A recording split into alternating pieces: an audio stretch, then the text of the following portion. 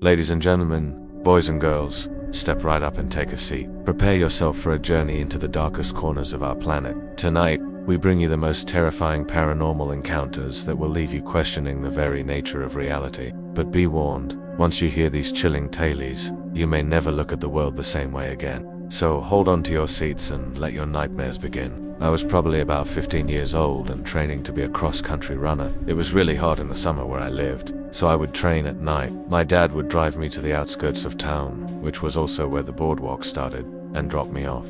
I would run the length of the boardwalk, turn around and run back before my dad came back to pick me up. It was an out and back sort of path. I must have done this 20 times over the course of the summer.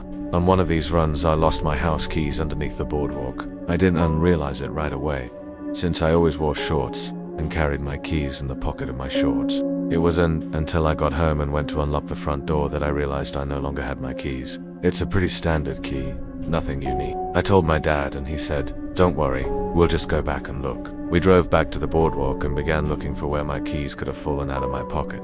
The problem was there were sections of the boardwalk that were raised up, I guess to allow for drainage, and because of this, there were gaps between the planks and the ground beneath, and there were tons of places where my keys could have fallen through. We walked the entire length of the boardwalk looking for where my keys could have fallen through.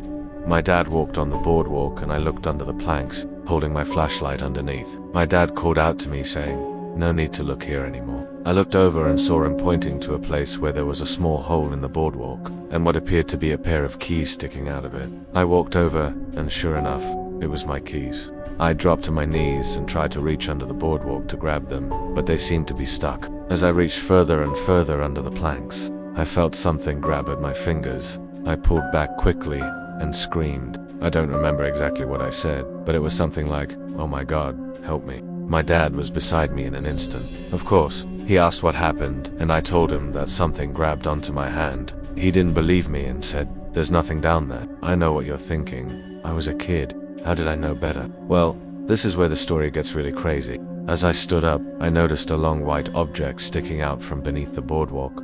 I bent down and grabbed it. It was a shoelace, and if you've ever laced up a pair of running shoes, you know how long a shoelace is. It was long enough for me to reach all the way across the gap between the planks and then some. As I held it in my hands, I realized that I had used that exact shoelace to mark the spot where my keys fell through. But if that's the case, then why was it still down there? Why didn't it fall through the hole? Why was it still stuck to my keys? I won't go into too much detail, but after that incident, I never ran on the boardwalk again. My dad installed cameras and an alarm system around our house. Now, I don't mean to sound like I'm making this story up, but that's literally the truth. I never ran on the boardwalk again. My dad took the security measure, and the shoelace, well, it showed up on my doormat 2 days later. It was 1 a.m. and I was running late. I was doing my usual route, but it was the middle of winter and no one should have been on the boardwalk. That's when I saw him. At first, it didn't seem like a big deal. He was just a guy standing motionless on the boardwalk. I thought, great, someone's enjoying the night. But as I approached, I noticed he wasn't moving at all. It was as if he were frozen. He wasn't making any movements or breathing. It was weird, but maybe he just needed some fresh air. I decided to keep going. I put on my headphones and tuned out the world. I picked up the pace and focused on my steps. About half a mile in, I glanced back to see if that guy was still there. To my surprise, he was, and now he was closer than before. My gut told me to keep going, so I did. I broke into a light jog. Again, I glanced back and he was even closer. I started to panic. I broke into a full-on run. Adrenaline surged through my veins as I pounded the pavement.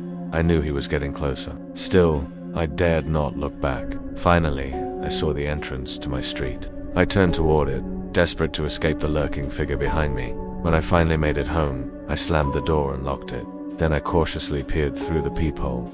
Standing right where my car had been parked was the motionless man. His presence sent chills down my spine. It was as though he'd been waiting for me all along. Well, Mr. Nightmare, those bone-chilling tales of terror have come to an end. But if you crave more spine-tingling stories, we invite you to join us on our journey through the darkest depths of the paranormal. Click on the thumbnail at the end of this video for a horrifying night shift story that will leave you questioning the boundaries between the living and the dead. Do not miss this chance to dive deeper into the realm of the supernatural and uncover more chilling narratives. Click now and dare to explore the unknown. Or, if you prefer. Click the other thumbnail to continue watching this series and immerse yourself in more spine-chilling tales. The choice is yours, but be careful which path you choose, because once you step into the world of the paranormal, there's no turning back. So make your decision wisely and prepare yourself for more terrifying encounters that will haunt your dreams. Until next time, stay safe and keep your nightmares at bay.